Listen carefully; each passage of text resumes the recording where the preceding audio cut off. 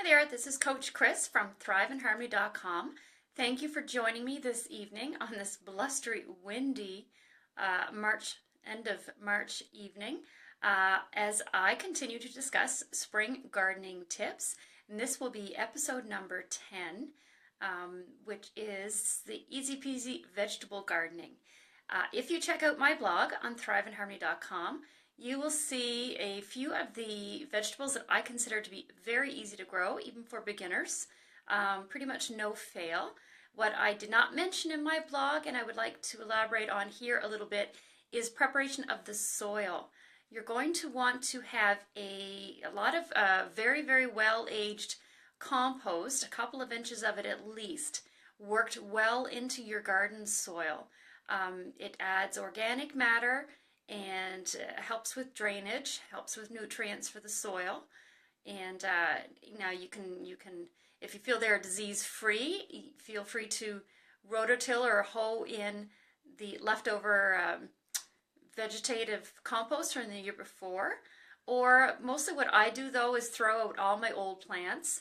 I get rid of those and I add new compost, either very aged real compost from a farm, like manure, that's well aged so the nitrogen content is down and I'm not worried about parasites, or I buy bagged stuff. I really prefer the marine compost and I work quite a bit of that in. So I till that all up. You want to rotate your crops, so I will not put my potatoes this year where I had them last year, so that any particular bugs or parasites that were bothering my potatoes last year will be sort of on the other side of the garden this year. So I'm going to move those around. You want to do that every year. So that's another little tip. I will put a fence. I often put a fence of some sort around my garden to keep out the deer, to keep out the dogs, especially when the plants are young and just starting to poke above ground. You want to do that.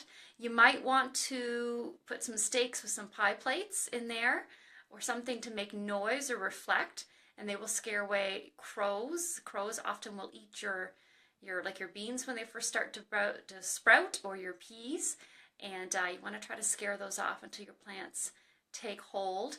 You're going to want to use a bit of slug bait. The slugs will totally annihilate the little bean shoots when they come up. The beans are great, they're hardy, there's nothing that bothers them once they take off, but they have a pretty hard going in the beginning between the slugs and the crows.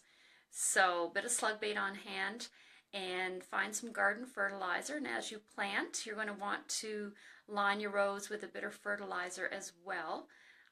Anyway, there's lots of research online. It's really not too complicated, and if you're interested in starting your own little garden, your little beginner garden, or if you have any tips, tricks, or ideas you'd like to share, please feel free to comment on my blog, my Spring Gardening Tips, episode 10, Vegetable Gardening for Beginners, at thriveandharmony.com. Thank you very much for joining me. This is Coach Chris. Bye now.